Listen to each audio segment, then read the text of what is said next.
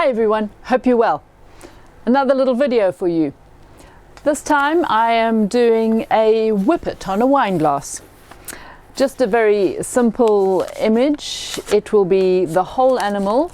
My customer has sent me a photo, and this is a lovely wine glass. This is Dartington. This is the crystal from their crystal range. Should sound very nice. Yeah, that's not bad. That's not bad at all. Of course, as usual, the logo on the bottom, so I'll put that to the back. This is our little picture of a whippet, and that I'll be simply putting into the glass somewhere around the middle of the tummy of it. It is very simple, very streamlined, whole body. Now, I don't normally do the whole body of a dog in a portrait. It's usually the head, but in this case, whole body will be fine. I don't know why cartoon comes to mind, but obviously it's quite simple. It's a very light animal, and I think it'll look quite effective. The glass is not very thick. Of course, these are beautiful fine wine glasses. I wouldn't say they are very, very thin because it's got a little bit of weight to it, but I won't be going very deep with this either. Anyhow, whether I put ground underneath the whippet or not, I'm not sure. Possibly will. Just a very simple hint of grass underneath the feet. Okay, so there we have it. Thank you very much, and let's get on with it.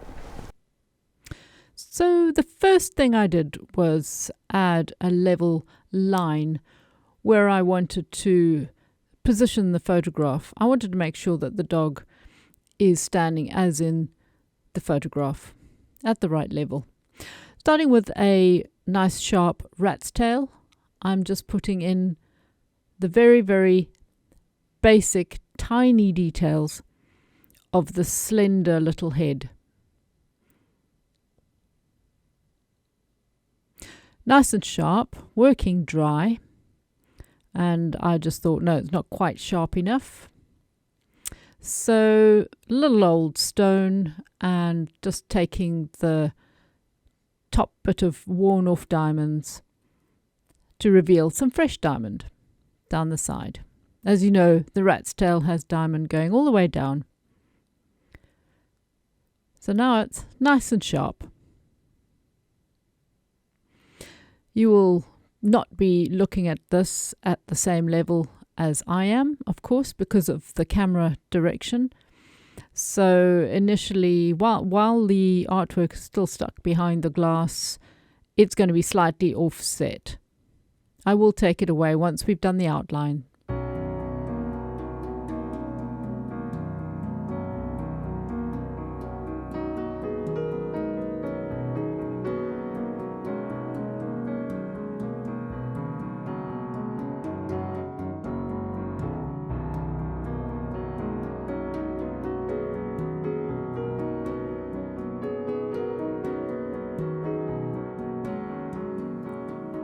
You can see in this image the dog has quite sharp, fine edges that are quite white, reflecting the sunshine.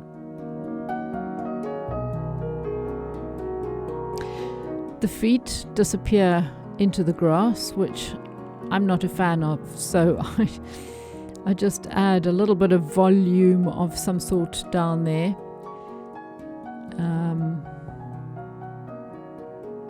A little bit of guesswork. Obviously you can look up an image, but I will be adding some more grass over its little paws.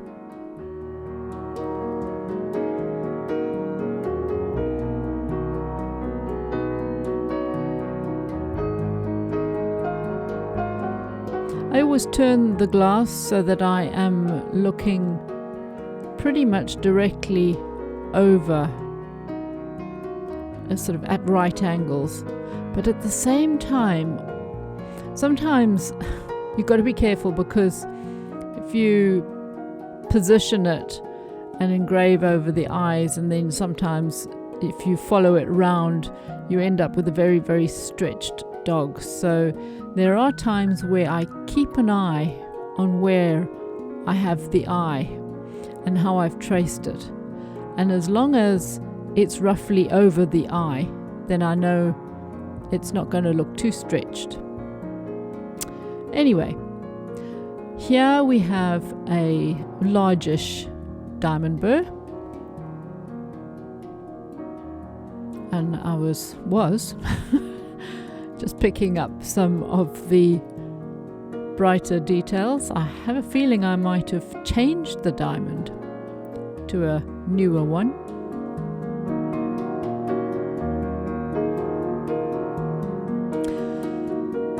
It's sometimes quite tricky when you are engraving dry on a fine glass.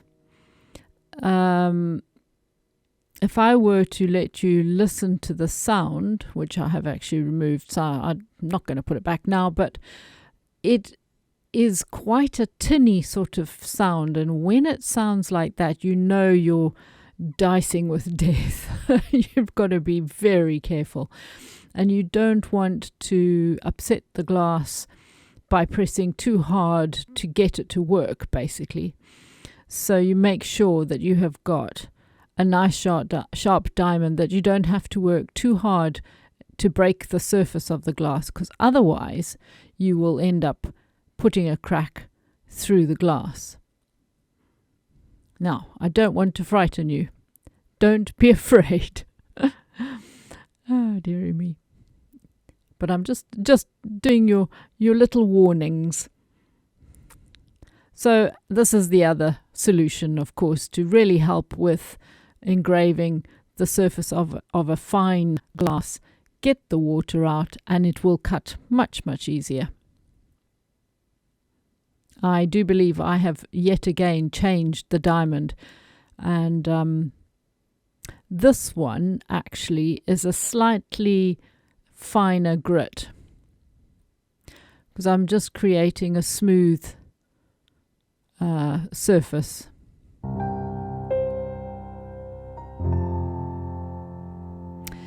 When I was using the previous diamond, I would have gone ever so slightly deeper than this one, just so that when I'm shading I can pick up the little muscles that were actually shining in the sunshine.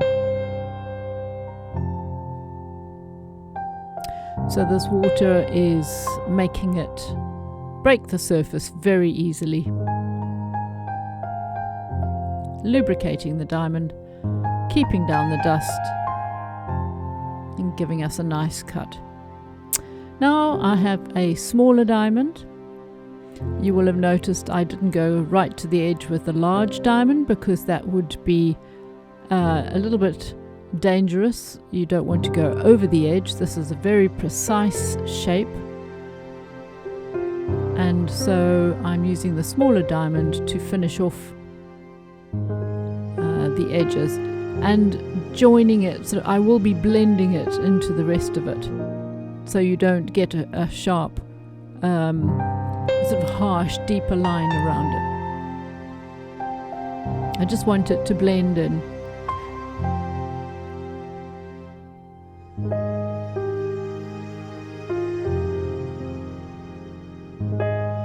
Anything not blended I will deal with later.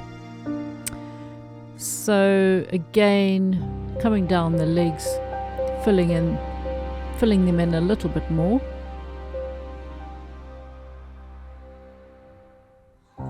Little bit of depth. We are lower in the bowl of the glass, so it is slightly thicker. We've got a little bit more to play with, and I want that front thigh to be slightly deeper because of the tail coming through.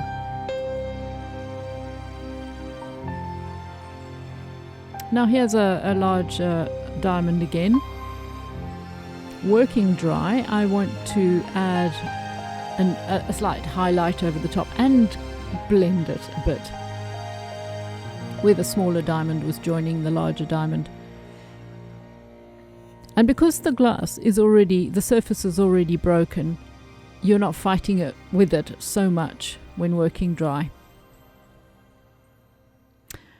Here I have a little white Arkansas, and I am filling in the little areas that at the moment are still clear glass.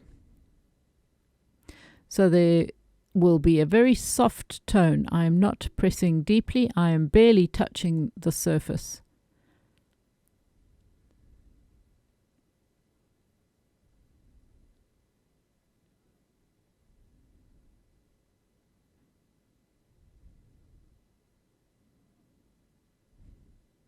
Still working dry. As you know, I prefer to use this stone dry.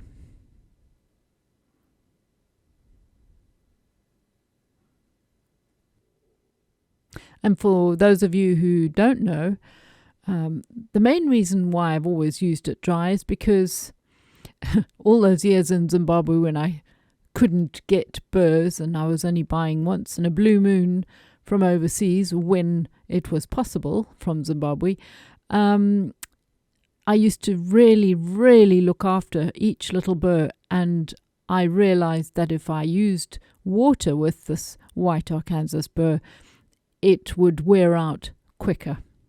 So I've always used it dry.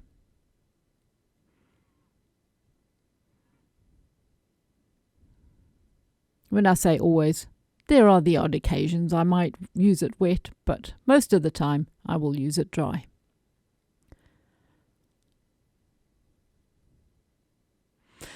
So you can see already the half-tone areas, and if I want to add an extra little bit of shaded area, you can see how simple it is.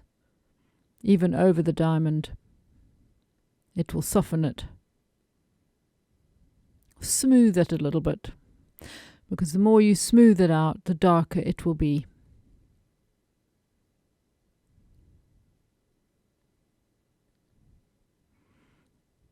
I am, of course, looking across at the image, which is just outside of the screen, and seeing where the shading is.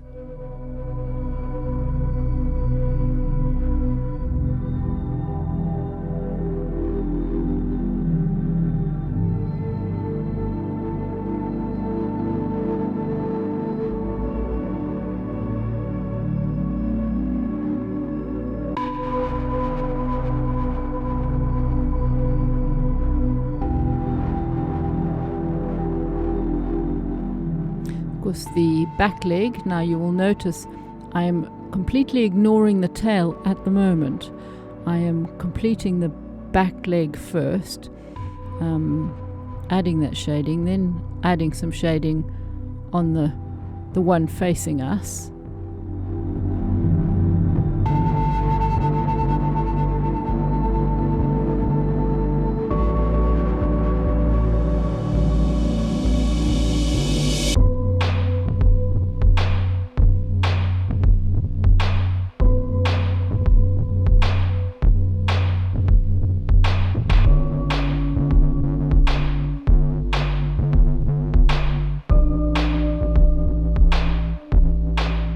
Now you will see I'm adding the shading to the tail. So it will now be appearing in front of the back leg and behind the front leg, or the leg that is on our side.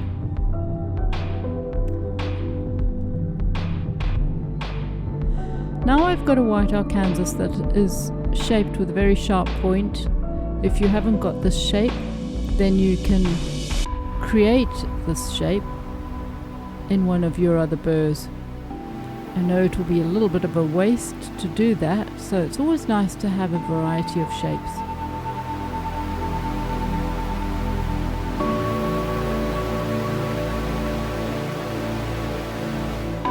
very careful with the mouth, because honestly, as tiny as it is, if you go 0.5 millimeter sort of bigger than it should, or over the edge or more forward, it just will change the shape and be wrong, and you can't rub it out efficiently, I don't believe, unless you've got the big wheels that I have, 12-inch wheels that can polish an area out. That's fine, but if you haven't got those, make sure you stay within the lines, nice and neat.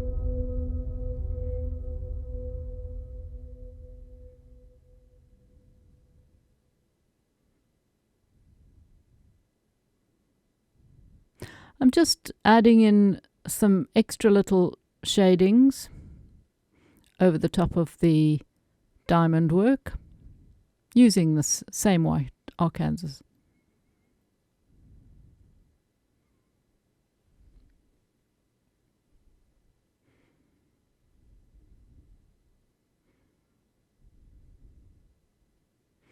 Now I've got a little diamond, and I am just going over the top of the uppermost leg again. I don't think you can see it that clearly, actually. I need to blend that a bit.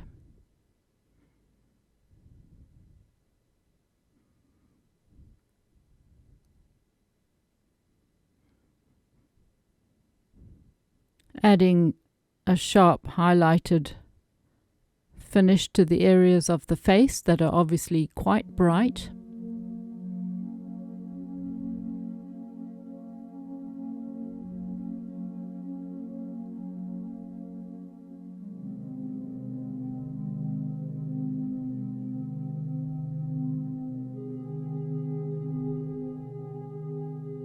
He has interesting little ears. They're very kind of bent.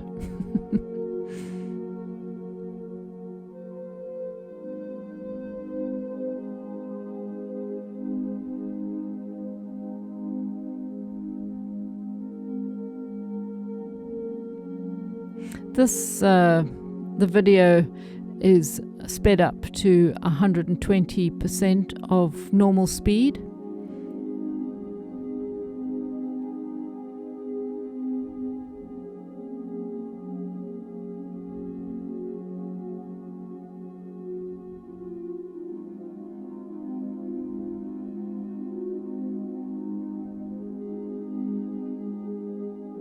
Now I've got a little brown rubber pencil. If you've got the green, that's usually fine as well. I know there is a blue one out there. I haven't tried the blue one, but a lot of them are pretty much the same. You have to experiment. All I'm doing now is going over some of the darker areas, and where I've put the white Arkansas, it's just going to make it much darker.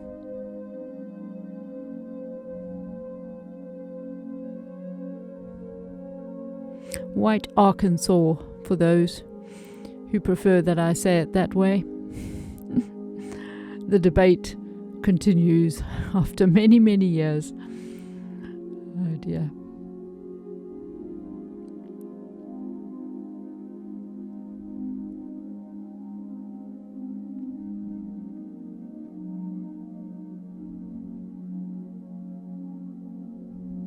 This is a softer grey rubber, which I really love, which you could actually be using at this point just in your fingers, holding it in your fingers rather than in the drill. But it produces a nice soft effect, or it can produce quite a dark effect, just depending on how fast you're going, how deep, or rather how heavily you're pressing. There's one thing about most of the burrs I have used today, certainly the stones and the rubbers, you don't need to go very fast at all. And when I say not very fast, you can get away with 10-15,000 RPM, sometimes even less.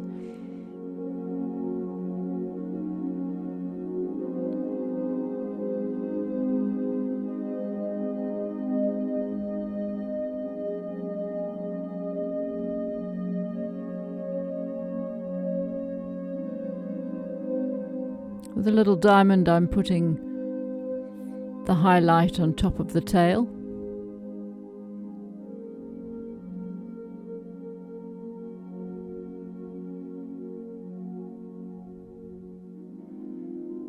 And the edge of that leg. It has very sharp highlights, this picture. Nice dry diamond burr. I am going to be adding some more highlights. Perilously close to the edge with that big fat burr.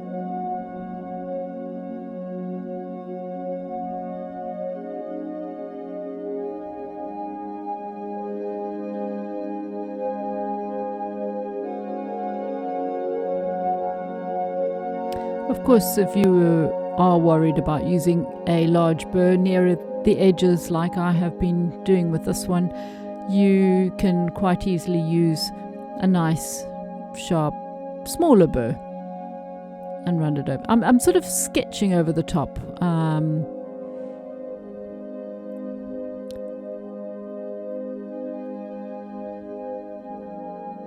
Also a little bit large to be using on that delicate little face.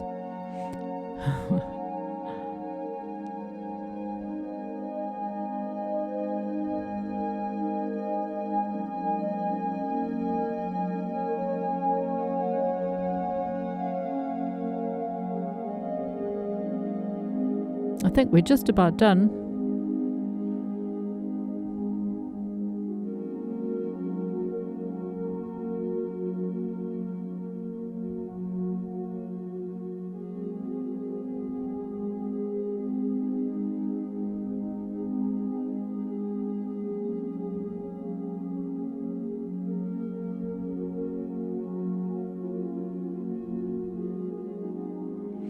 I'm just showing you there how I was holding a pen against the side of a block of wood, and I basically stood that up with the glass and I marked another straight line by turning the glass against the pen, just so that I can get the grass in a nice straight line.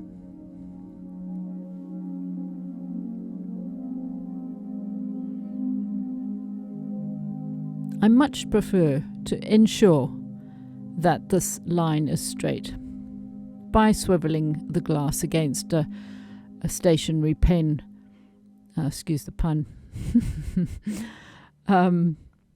held at the right height, rather than guessing it, because it's very difficult to guess a perfectly straight line on a curvy surface.